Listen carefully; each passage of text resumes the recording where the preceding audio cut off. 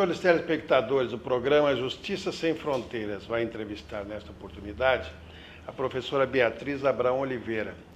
Professora Beatriz Abrão Oliveira, que é jovem, como vocês vão constatar já, ela já tem uma experiência considerável na área de direito penal, que é uma cadeira que ela ministra há alguns anos, e eu tenho certeza que vocês vão gostar do nosso programa. Doutora Beatriz, me diga uma coisa. Muito recentemente, em maio deste ano, uma lei que eu já nem guardei o número, né? Porque no Brasil é tanta lei que eu já não sei mais o número da lei. Eu sei que foi alterada a prescrição penal. E foi uma coisa assim que mexeu com a sensibilidade de todos os juristas, com toda certeza, né? Eu acho até uma coisa interessante, quando vi essa modificação, eu fiquei pensando assim, o direito penal, o Código Penal, como a Constituição Federal, ela tem princípios fundamentais. Esse é um deles. E eu não sei se é justo, se é lícito, enfim, modificar o problema da prescrição através de uma simples lei, não é? Uma modificação legislativa sem a solenidade que esse tipo de instituto reclama. Acho eu, não sei, é a minha opinião, né? Como é que você viu essa mudança, Beatriz? Essa mudança foi complicada, porque com essa lei 12.234, agora de maio de 2010, a prescrição, que é uma causa de extinção da punibilidade, que está lá no rol das causas de extinção da punibilidade no Código Penal, ela sofreu uma alteração, né, do nada. Então, aquela chamada prescrição punitiva, que tinha como base uma prescrição de 2 anos, lá no inciso 6 do artigo 109, passou para 3 anos, quer dizer, prejudicando o acusado. Do nada. Agora você disse a palavra certa, do nada, que eles fizeram essa modificação sem mais justificativa. Sim. Que realmente, cientificamente, convencesse as pessoas.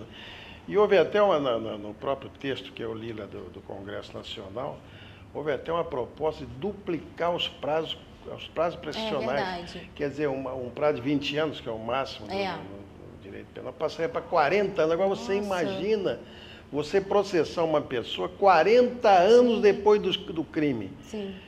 É uma coisa que não tem a menor explicação, né? E vem assim, de qualquer maneira, não é? Aos trambolhões, né? É verdade. Porque eu compreendo o seguinte, hoje a nossa sociedade, ela está, vamos dizer assim, abalada, né? Com essa campanha da mídia, né? A mídia quer botar na cadeia todo mundo. Não interessa que preço, não interessa como. Esses detalhes para eles não interessam. Interessa botar os aí na cadeia. Eles acham que é só colocando na cadeia que diminui a criminalidade. Sim. Então, esse aqui é o grande problema do nosso tempo, né? E as pessoas, no mundo que nós estamos vivendo, passaram a ocupar um lugar menor, eu acho, né? Vale mais o estardalhaço da mídia, né? E os políticos, para agradar, possivelmente, a opinião pública, entre aspas, né? Eles vão atrás desse canto sereia, né? Sem perceber que tudo no direito na vida, mais até do que na vida, tudo se faz num certo prazo, né? É verdade. Tudo na vida deve acontecer num certo prazo, né? Até a própria vida, né? É verdade. Até a própria vida. E você distanciar esse fato-crime da apuração e da condenação é uma coisa louca, né?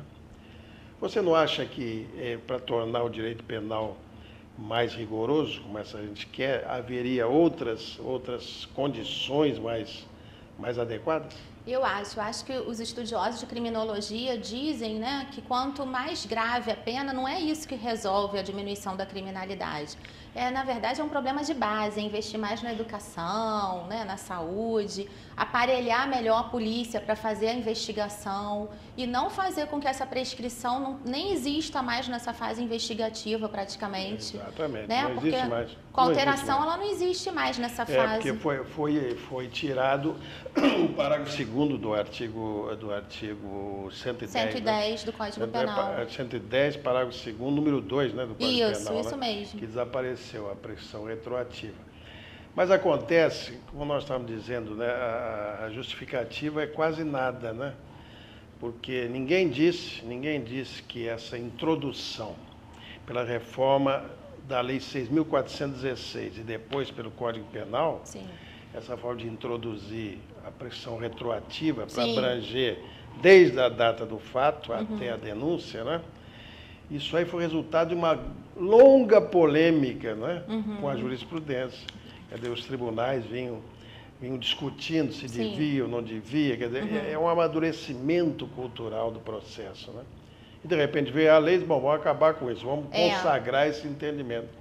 E agora está se fazendo um movimento contrário, mas sem nenhuma explicação razoável, a não ser aquela. Vamos botar todo mundo na cadeia de qualquer forma. A prescrição retroativa já era odiada mesmo, né? Eles entendem que em país nenhum existe, então que é um absurdo existir aqui no Brasil. Será que não existe? Pois eu não sei, era preciso fazer uma pesquisa. Pesquisa, né? De país para país para verificar isso. Eu também acho muito difícil. É muito difícil, não?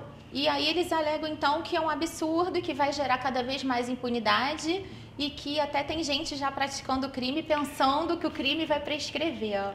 Vai ser fácil. Eu acho... Que argumento pífio, né? É complicado. É muito complicado. Você vai fazer um crime porque é certo... É porque ele vai fazer mesmo, porque ele é um agente criminoso e vai praticar o crime. Enfim, então não é isso que vai diminuir a criminalidade, vai fazer com que o crime, né, não prescreva. A investigação tem que ter um prazo. Imagina a pessoa ficar 20, 30 anos depois ela saber da notícia que aquele fato foi adiante, né? Exatamente. Não, e sobretudo, veja só, as incoerências que se pode trazer. Imagina uma pessoa que pratica um crime por circunstância fortuita, que é muito comum. Sim. E ao longo da vida teve uma vida rigorosamente limpa e adequada, observada as regras sociais. Depois um dia, 40 anos depois, 30 anos depois, não é? Sim. Não, agora vamos apurar novamente. Nós vamos continuar conversando sobre esse problema tão fascinante da prescrição com a professora Beatriz Abraão no próximo bloco daqui a pouco, ok?